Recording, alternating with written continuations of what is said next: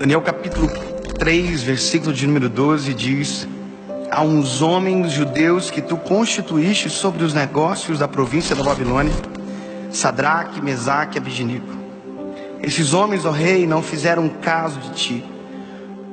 Aos teus deuses não servem, nem a estátua de ouro que tu levantastes adoram. Então Nabucodonosor, com ira e furor, mandou chamar Sadraque, Mesaque e Abednego, e trouxeram estes homens perante o rei.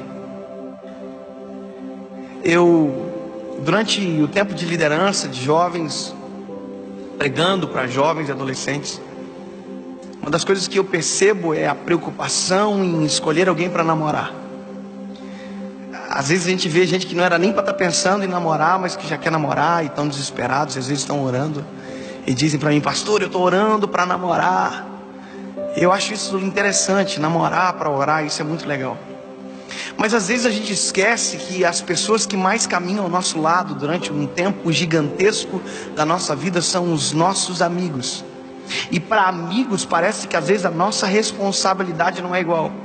A gente se relaciona com qualquer um, senta-se à mesa com qualquer um, a gente tem comunhão com qualquer um, e a gente se esquece que na verdade nós somos a média das 5 pessoas que mais andam com a gente.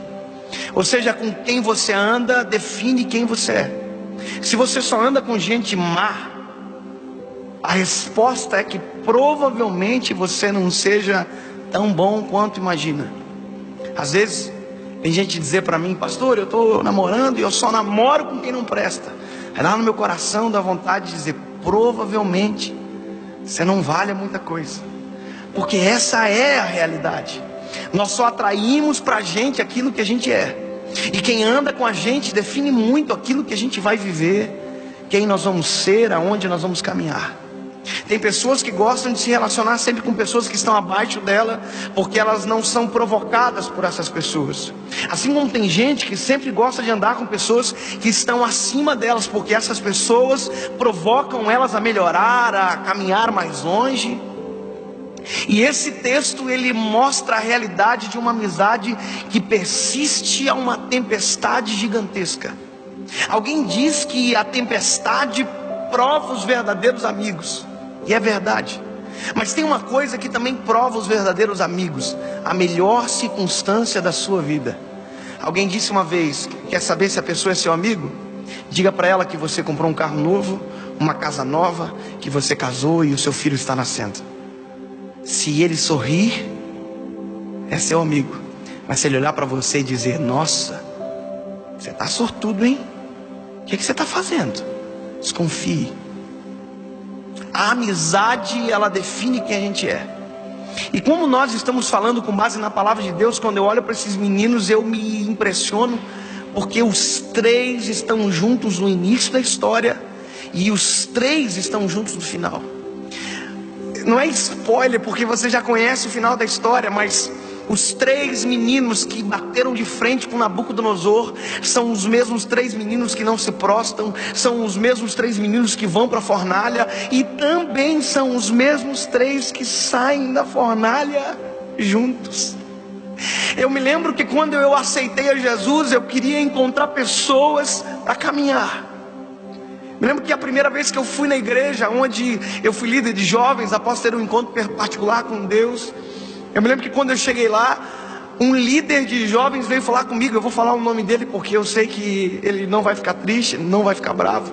O nome dele é Felipe. E eu me lembro que quando o Felipe me encontrou, ele disse para mim: cara, vamos sentar com a gente lá na juventude, nós vamos cuidar de você. E eu e minha esposa, que na época ainda era namorada, sentamos com os jovens e a gente ficou tão feliz de estar ali. E eu comecei a prestar atenção no Felipe daqueles dias que seguiram. Eu fiquei prestando atenção como ele pregava, como ele liderava, e lá no meu coração eu dizia: eu quero ser igual ao Felipe. Porque são essas amizades que nos tornam melhores.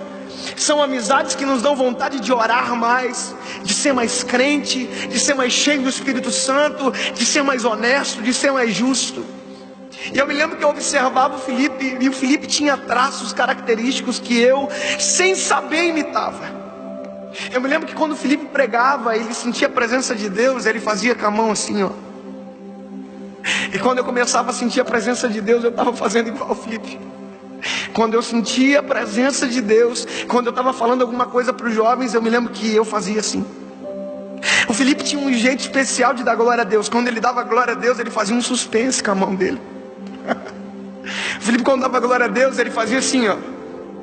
Ele dava glória a Deus e fazia um suspense com a mão dele e levantava a mão. Quando eu comecei a dar glória a Deus, eu estava fazendo igual a ele. Eu dava glória a Deus. E eu repetia aquilo que ele fazia, porque ele me influenciava. O Felipe me ajudou a querer ser melhor. E esses hábitos, aquilo que ele fazia, esses trejeitos, na verdade era a mínima coisa que eu estava imitando dele, porque tinha algo maior acontecendo dentro de mim. Eu estava querendo ficar mais perto de Deus. E um dia ele disse para mim: David, eu tive um amigo na minha vida, o nome dele era Ninho, e Jesus levou ele.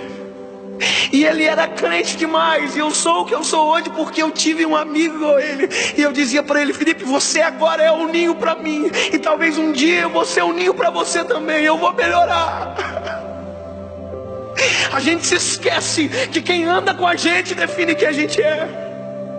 Eu me lembro que tinha uma coisa que eu não podia imitar o Felipe. O Felipe era batizado em línguas estranhas, no Espírito Santo, ele falava em línguas.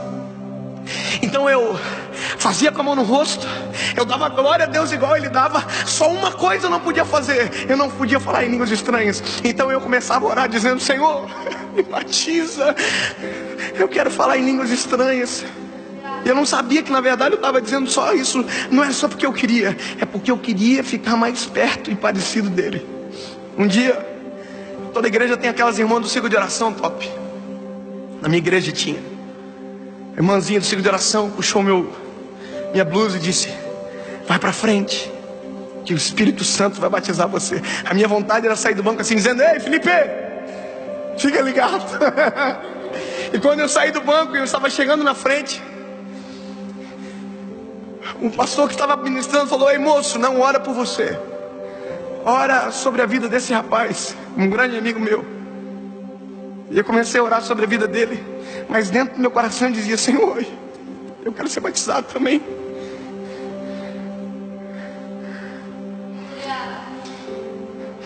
E aí não aconteceu. Eu estava orando, terminei de orar, não aconteceu onde eu esperava que iria acontecer. Quando eu voltei para o banco,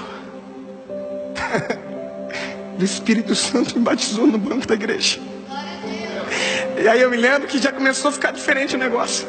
Aí agora eu dava glória a Deus, eu passava a mão no rosto e eu falava em línguas. E a minha vontade era correr até onde o Felipe estava e dizer: ei, agora eu estou parecido com você, a gente pode andar mais junto, eu estou ficando parecido com você. Começa a andar com gente que provoca você, começa a andar com gente que faz você ter mais vontade de orar, de se aproximar do eterno, de ser mais crente, mais cheio do Espírito Santo. Começa a andar com gente que não puxa você para baixo. Depois de ver um momento de intimidade com Deus, alguém que diz para você ir embora, se afastar, pare de andar com gente que só reclama, pare de andar com gente que não presta, e começa a andar com gente que te aproxima de Deus.